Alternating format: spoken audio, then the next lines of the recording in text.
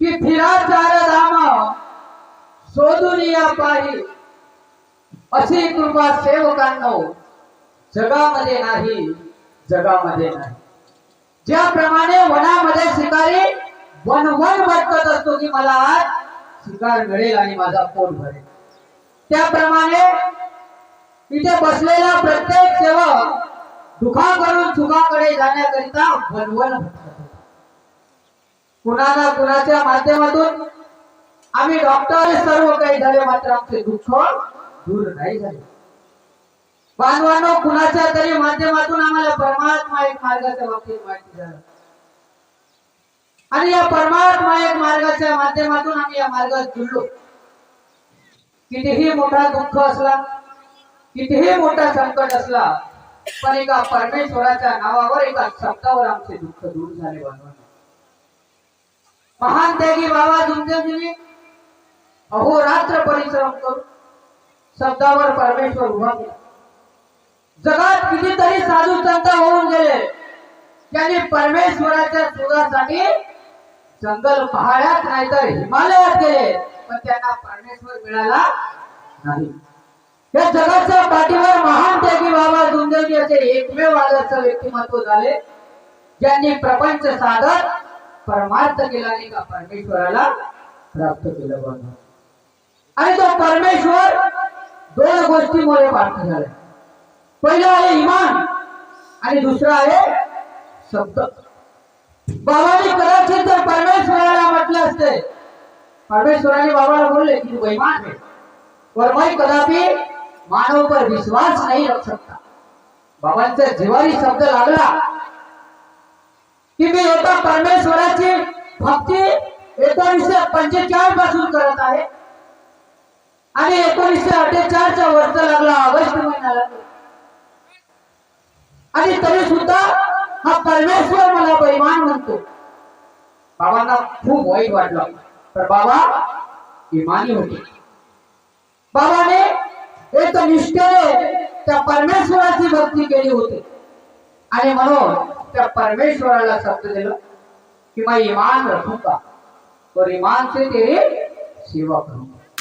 बांधवांनो, तो ईमान हा एक शब्द आहे, त्या शब्दाच्या भरोश्यावर महान त्यागी बाबा जुमदेवजीने एका भगवंताची प्राप्ती केली।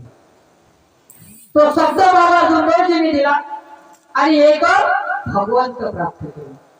ज्या दिवशी षष्टीच्या दिवशी बाबाने एका परमेश्वराला प्राप्त केला, त्या दिवशी या जगातले जितकेही धर्म आहेत, सर्व धर्मातील देवी देवतांनी बाबाला दर्शन दिलं, साक्षात्कार केला, पण बाबा एक वचनी होते।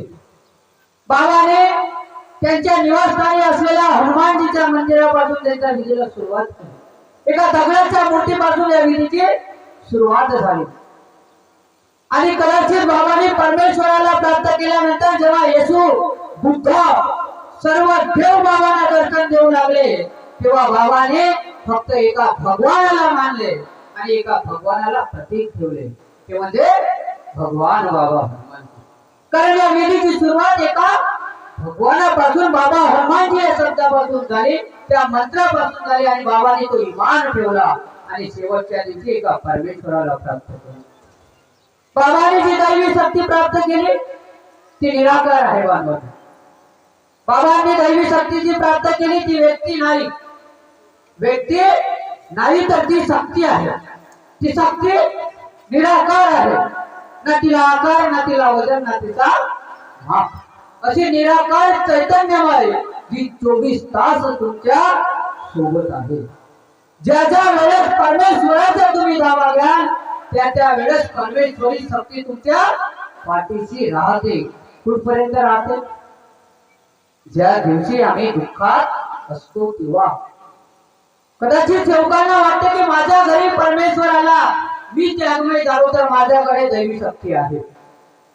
कदाचित काही लोकांकडे असेल, पण ती दैवी शक्ती महान त्यागी बाबा जुमदेवजीने टिकवून ठेवायला सांगितली आहे आणि ते टिकवून ठेवण्याकरिता 4 तत्व, 3 शब्द आणि 5 नियम।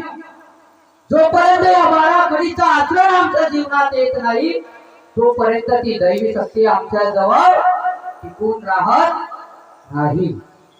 बरेच लोकांना वाटते की माझे दुःख त्या परमेश्वराने दूर केले, मी माझ्या परमेश्वराचं नाव घेतलं तर परमेश्वर धावून गेली. रिकामा आहे का हो? रिकामा आहे का परमेश्वर? रिकामा आहे? पहिल्या दिवशी धावून येईल. काहून येईल? ज्याप्रमाणे आम्हाला मार्गाची आवश्यकता आहे त्याप्रमाणे त्या परमेश्वरालाही मानवाची आवश्यकता आहे. आता त्या मानवाची आवश्यकता का बरं आहे? तर या पृथ्वी तलावर या कलियुगाचा अंत करून त्या परमेश्वराला सतयुग निर्माण करायचं आहे. आणि त्या सतयुगासाठी तत्व शब्द नियमानं चालणारा सेवक महान त्यागी बाबा गुरुदेवजीला घडवायचं आहे. म्हणून तुम्ही पहिल्या दिवशी मार्गात येता तर तुमचे दुःख क्षणात दूर करतो. मग होतात का तुमचे क्षणात दुःख दूर? होतात का? या मार्गात कॅन्सर सारखे दुःख दूर झाले, टीबी दूर झाला, एड्स दूर झालाय. पण हे तितकेच खरं आहे की या मार्गातील लोकांना कॅन्सरही होतो. आता का म्हणून होत असेल? बाबांनी तर म्हटले की संपूर्ण संसार जरी या मार्गात आला तरी दैवी शक्ती कधी कमी पडणार नाही. तरी पण ते सेवकांजवळ टिकून राहतात. म्हणजे कुठेतरी आम्ही चुकतो. आम्ही चुकतोय म्हणून दैवी शक्ती आमच्या जवळ टिकून राहत नाही. आणि त्यासाठी हे भगवत कार्य आहे. त्याचसाठी आठवडी चर्चा बैठक आहे. ज्याप्रमाणे मोबाईलचा रिचार्ज संपतो, दर महिन्याला रिचार्ज संपतो, बरोबर आहे? दर महिन्याला संपतो. आम्ही दर महिन्याला रिचार्ज करत असतो, तेव्हा मोबाईल म्हणजे दुसऱ्याला फोन लागत असतो. तसंच भगवत कार्याचं आहे. आमची चर्चा बैठक तेच काम करते. आम्हाला वेळोवेळी जागविण्याचे कार्य करते. हे भगवत कार्य तेच कार्य करते की हा जो माणूस वाट भटकलेला आहे, बाबांची शिकवण विसरत चाललेला आहे, त्याला वाटेवर आणण्याचं कार्य हे भगवत कार्य करत असते. पण आम्ही भगवत कार्यापासून दूर जातो. किती लोक चर्चा बैठकीत जातात? तेव्हा काही लोक एवढे दूर बसले आहेत. एक छोटीशी गोष्ट सांगतो तुम्हाला. दूर बसले आहेत ना? बसलेत ना? काहून बसले? भगवत कार्यासाठी जवळ बसायला पाहिजे. सर्व एसटीने प्रवास करता, महिला मंडळी एसटीने प्रवास करता, अर्धी तिकीट सरकारची योजना. त्या एसटीचा ड्रायव्हर समोर बसलेला असतो आणि तुम्ही जितका जवळ त्या ड्रायव्हरच्या बसाल तितके झटके कमी लागतात, बरोबर आहे का? तुम्ही मागच्या सीटवर बसला तर झटके जास्त लागतात ना? खरं आहे ना? म्हणजे मागे जाल तर तुम्हाला झटके लागतील. आणि जर तुम्ही ड्रायव्हरच्या जवळ जवळ जसे जाल, पहिल्या सीटवर दुसऱ्या सीटवर, तर तुम्हाला झटके कमी लागतील. तसंच भगवत कार्य. तुम्ही भगवंताच्या जितके जवळ जाल तितकी दैवी शक्ती तुमच्या सोबत राहील, भगवंत तुमच्या सोबत राहील. आणि तुम्ही भगवंताच्या जितके दूर जाल तितकीच दैवी शक्ती निष्क्रिय होत जाईल. आणि एक दिवस तुमच्यावर संकटही आले, तुम्ही पाण्यात बुडते राहिले तर दैवी शक्ती वाचवणार नाही. का म्हणून नाही वाचवणार? बाबांनी तर म्हटलंय की 24 तास तुमच्या सोबत, पण तिला टिकवता आल्या पाहिजे बांधवांनो. आणि ते टिकवण्याचे कार्य प्रत्येक सेवकाने करायला पाहिजे. महान त्यागी बाबा सुखदेवजीने आईच्या गर्भात वाढणाऱ्या बाळापासून तर 80 ते 100 वर्षापर्यंतच्या म्हाताऱ्याच्या सेवकांना सारखी शक्ती दिली. दिले का? आता माझ्या वकील आहे तर मला वेगळी शक्ती दिली आहे का परमेश्वराने? डबल टिबल दिली आहे का? एखादा सर्वसामान्य माणूस आहे, 200 रुपये रोजी कमावतो, त्याला वेगळी दैवी शक्ती दिली आहे का? त्यांना वेगळी शिकवण दिली आहे का? नाही. सर्वांना सारखी दैवी शक्ती परमेश्वराने दिली आहे. ज्याचा त्यानं कसा उपयोग करायचा आणि आपल्या जीवनात कशी प्रगती साधायची हा त्याच्यावर अवलंबून आहे. एक छोटीशी गोष्ट सांगतो. एक मूर्तिकार होता. मूर्तिकाराने 3 मूर्त्या बनवल्या, जिचा रंगही सारखा होता, रूपही सारखा होता, आकारही सारखा होता. त्या मूर्तिकाराजवळ एक व्यक्ती मूर्ती घेण्याकरिता गेला आणि त्याला विचारला, तुझ्याजवळ 3 मूर्त्या आहेत, 3ही मूर्त्या सारख्या आहेत, त्याचा रंगही सारखा आहे, रूपही सारखा आहे, आकारही सारखा आहे, काय किंमत आहे म्हणते त्या मूर्त्यांची? तो म्हणते पहिल्या मूर्तीचा 500 रुपये, दुसरी मूर्ती म्हणते ही 1000 रुपयाची आहे आणि तिसरी मूर्ती 1500 रुपयाची आहे, जिचा रंगही सारखा आहे, रूपही सारखा आहे आणि आकारही सारखा आहे. म्हणते असा कसा होऊ शकतो? मूर्ती सारखीच आहे, रंगही सारखा आहे म्हणते, आकारही सारखा आहे म्हणते. तर मूर्ती काय सांगतो त्याला? म्हणते ही जी 500 रुपयाची मूर्ती आहे, तिच्या तोंडात जर काळी टाकली तर ती घशापर्यंत जाते, म्हणून ती किंमत 500 रुपये. दुसरी मूर्ती आहे 1000 रुपयाची म्हणते, त्या मूर्तीच्या तोंडात जर काळी टाकली तर ती तोंडातून कानात जाते म्हणते, म्हणून हिची किंमत 1000 रुपये आहे म्हणते. आणि तिसरी मूर्ती, तिच्या तोंडात जर काळी टाकली तर ती कुठे जाते? पोटात जाते म्हणते, म्हणून हिची किंमत 1500 रुपये आहे. बांधवांनो, 3 मूर्त्या आणि 3 मूर्तीचे वैशिष्ट्य वेगळे आणि 3 मूर्तीची किंमतही वेगळी. या मानव धर्मातही तसंच आहे. जो सेवक महान त्यागी बाबा जुमदेवजीने दिलेल्या विचारानुसार फक्त तोंडामध्ये ही शिकवण ठेवतो, तिची किंमत परमेश्वराजवळ 500 रुपयासाठी असते. जो सेवक तोंडातून कानाद्वारे बाहेर काढतो, त्याची किंमत परमेश्वराजवळ 1000 रुपयाची असते. आणि जो सेवक या मानव धर्माची शिकवण तोंडातून पोटात उतरवतो आणि तो आपल्या जीवनात आचरणात आणतो, त्याची किंमत त्या परमेश्वराजवळ 1500 रुपयासारखी आहे. आणि ती किंमत या मानव धर्मातील प्रत्येक सेवकांना यायला पाहिजे. पण बांधवांनो, काम झाला माझा आणि काय करू तुझा, अशी आमची परिस्थिती आहे. अशी परिस्थिती आहे म्हणून आमच्या कुटुंबात तर एकटा राहत नाही, मात्र सेवकातही एकटा राहत नाही. बांधवांनो, आताच काही अनुभव सांगितलं, खरोखर हा मार्ग खूप अनमोल आहे. या मार्गाच्या विचारामुळे आंधळे पाहू लागले, बहिरे ऐकू लागले, मुके बोलू लागले, लंगडे धावू लागले. असं परिवर्तन मानते की बाबा जुमदेवजीने या मानव धर्माच्या माध्यमातून केला आहे, हा काही साधा नाही.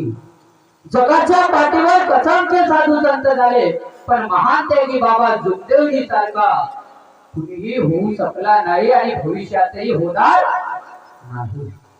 म्हणून आम्हाला बाबासारखा व्हायचं नाहीये, आम्हाला बाबासारखा व्हायचं नाहीये, पण बाबांनी दिलेल्या विचाराच्या नुसार आम्हाला चालायचं आहे. पण आमचं काय होते कि भक्ति भक्ति क्या करता है, सारी भक्ति धोखा है, बिना आचरण चरित्र पावे ऐसी भक्ति धोखा है. आम्हाला बिना आचरणाने चरित्र मिळवायचं आहे. आम्हाला परमेश्वराचा फक्त सकाळ आणि संध्याकाळी विनंती प्रार्थना करायचं आहे, मात्र ते आमच्या जीवनात आचरणात आणायचं नाहीये. आणि आम्हाला सुख समाधान आणि वैभव पाहिजे असते, अशी अवस्था आमच्या मानव धर्मातील सेवकांची झाली आहे. बांधवांनो, भक्तांनी आम्हाला विचार येतो, वाईटही वाटतो. गुरुजी आणि आम्ही दररोज भगवत कार्य करत आहोत. दररोज का म्हणून करत असतात? महान त्यागी बाबा जुमदेवजींनी जे चांगले कार्य करायचे होते ते कार्य बाबांनी करून ठेवले. स्वतःच्या पैशातून निष्काम भावनेने बाबा जुमदेवजींनी मानव धर्माचा प्रचार प्रसार केला, 1 रुपयाही घेतला नाही आणि आम्हाला सुखी जीवन मिळवून दिलं. बाबा जुमदेवजीच्या गेल्यानंतर आमच्या सारख्या मार्गदर्शक सेवकांनी या मार्गाचे हाल बेहाल केले. अराजकता, भ्रष्टाचार, मंडळात शाखातले वाद, सेवकात गट, ही अवस्था आमच्या सेवक आणि मार्गदर्शकांनी केली. पण हा मानव धर्म, या मानव धर्माने ज्याने आम्हाला सुख समाधान दिलं आहे, त्या मानव धर्माची जबाबदारी कोण घेईल? या मार्गाला येणाऱ्या पिढ्यापर्यंत सुरक्षित ठेवायचं आहे. येणाऱ्या पिढीसाठी हा मानव धर्म बाबांनी ज्या अवस्थेत निर्माण केलं, स्थापन केलं, तसाच ठेवायचा आहे. मग ही जबाबदारी कोणती? ही जबाबदारी घ्यायला पाहिजे ना. आम्ही सुखी झालो म्हणून संपलं का? या मार्गातील सेवक आज आहे, उद्याला आम्ही संपणार आहोत. हे मार्गदर्शक मंडळी हे परमेश्वराजवळ जातील, विरोध करणारे संपून जातील, पण हा मार्ग संपेल का? मार्ग संपणार नाही, कारण हा मार्ग विचारावर आहे. बांधवांनो, बाबांनी आम्हाला विचार दिलेला आहे आणि तो विचार कधी संपत नसतो. एक वेळचा व्यक्ती संपून जाईल पण विचार संपणार नाही आणि तो विचार आम्हाला ठेवायचा आहे. तो येणाऱ्या पिढीपर्यंत आम्हाला विचार टिकवून ठेवायचा आहे आणि ती जबाबदारी आमची आहे. म्हणून आजच्या शुभप्रसंगी या गावातील मी सर्व युवा सेवकांना सांगेल, कारण हा मानव धर्माचा भविष्य आहे. मानवानो बाप मार्ग घेतो आणि पोरगा त्या मार्गाची अवहेलना करतो. का म्हणून होते? आम्ही जागलो नाही, आम्ही आमच्या कुटुंबाला शिकवू शकलो नाही. म्हणून बाप परमेश्वराची अगरबत्ती लावते आणि मुलगा बिअर बार मध्ये जाऊन तो दारू पिते तर हा थम्सअप पिते आणि चकना म्हणून दोघेही खातात. का होते म्हणते? सेवक काय म्हणते? का होते? ही आमची पिढी आहे, हे आम्ही घडवलो आहोत. जे बाबा सुखदेवजीने 40 वर्ष परिश्रम करून आम्हाला मानव धर्माची शिकवण दिली, शिकवलं, पण आम्ही शिकलो नाही. आम्ही आमच्या घरच्यांना जागवलो नाही आणि आम्हाला आमच्या मार्गाचा विचार येतो. आम्ही मार्गासाठी बाहेर निघतो, त्या मार्गाला वाचवायचं आहे म्हणतो, पण आमचा घर कोण वाचवेल, आमचा घर कोण सुधारेल, ही जबाबदारी सर्वप्रथम प्रत्येक सेवकाने घ्यावी. आपल्या घरातील मुलाबाळांना मानव धर्माचे संस्कार म्हणून आम्ही आपल्या मुलाबाळांना संस्कार द्यावा. ज्या वेळेस आमच्यावर दुःख येते, आमच्या मुलाबाळाच्या तोंडातून एकच शब्द निघायला पाहिजे, बाबा हनुमानजी. चांगला अनुभव आहे गुरुजी. कोणाचं नाव? बाबा हनुमानजीचा नाव घेता आला पाहिजे. हा विचार मान त्यागी बाबा जुमदेवजीने दिला आणि बाबा जुमदेवजीने हे सांगितलं आहे की बाबाने म्हटलंय की वैचारिक क्रांतीचा हा मार्ग आहे. आता वैचारिक क्रांती काय आहे? देशात अनेक क्रांती झाले, त्याच्या माध्यमातून देश स्वातंत्र्य झाला, पण महान त्यागी बाबा जुमदेवजीने आम्हाला वैचारिक क्रांती शिकवली आहे. आम्ही पंडा पुजारी कितीतरी देव देवता दगड धोंडे सर्व पूजलो, पण आमच्या जवळ परमेश्वर आहे हा आत्मविश्वास आम्हाला कुणी आणून दिला नाही. आमच्या घरातील साधी पूजा करायची होती तर पंडित लागत होता, तो पंडित आमच्या परमेश्वराची ओळखही करून देत नव्हता. पण महान त्यागी बाबा जुमदेवजीने साध्या आणि सोप्या भाषेत तुमचा आणि परमेश्वराचा डायरेक्ट कनेक्शन करून दिलं. डायरेक्ट आहे की नाही? डायरेक्ट आहे ना? शब्दावर परमेश्वर उभा होतो. आणि म्हणून महान त्यागी बाबा जुमदेवजीने वैचारिक क्रांतीच्या बाबतीत बोलले आहे की वैचारिक क्रांती हे आहे, तो वैचारिक क्रांतीचा विचार असा आहे की या मानव धर्मातील प्रत्येक सेवकाला एक आत्मविश्वास असायला पाहिजे. तो आत्मविश्वास म्हणजे माझ्या जवळ माझा परमेश्वर आहे. हा साधा नाहीये. बाबांनी ध्येयवादी सेवक बनवले आहेत आणि तो आत्मविश्वास प्रत्येक सेवकाच्या मनात जर आला, प्रत्येक सेवकाला जर वाटलं की माझ्या जवळ परमेश्वरी शक्ती आहे, तुमच्या पायाला काटाही रुतणार नाही. हे माझे शब्द नाही तर त्या परमेश्वराचे शब्द आहे. म्हणून बांधवांनो, आपल्या मुलाबाळांना चर्चा बैठकीत घेऊन जा. चर्चा बैठकीत तुम्हाला शिकायला मिळते आणि चर्चा बैठकीतूनच तुम्ही घडणार आहात. त्यानंतर आपल्या जवळ परमेश्वरी कृपा आहे. बाबांनी सांगितल्याप्रमाणे 24 तास आमच्या जवळ आहे. ती जागृत दैवी शक्ती आहे, तिचा वाटेल तो आपल्या जीवनात उपयोग करून घ्या बांधवांनो. आणि त्याचबरोबर प्रत्येक सेवकाने ध्येयवादी बनण्याचा प्रयत्न करा. आणि म्हणून ज्याप्रमाणे महान त्यागी बाबा जुमदेवजीने आम्हाला मानव धर्माचा विचार दिला आणि आम्हाला सुखी केलं, त्याप्रमाणे की देणाऱ्याने देत जावे, घेणाऱ्याने घेत जावे. मनुष्य वृत्ती आहे की आम्हाला देण्याची खूप सवय आहे की देणाऱ्याने देत जावे, घेणाऱ्याने घेत जावे.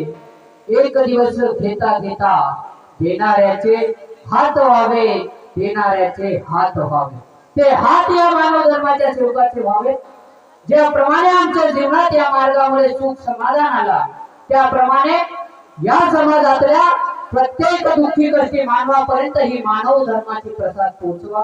हीच आपली जबाबदारी, हेच आपले कर्तव्य आहे. प्रत्येक सेवकाने नीतिमत्तेने वागा, मानव धर्माच्या शिकवणीनुसार वागा.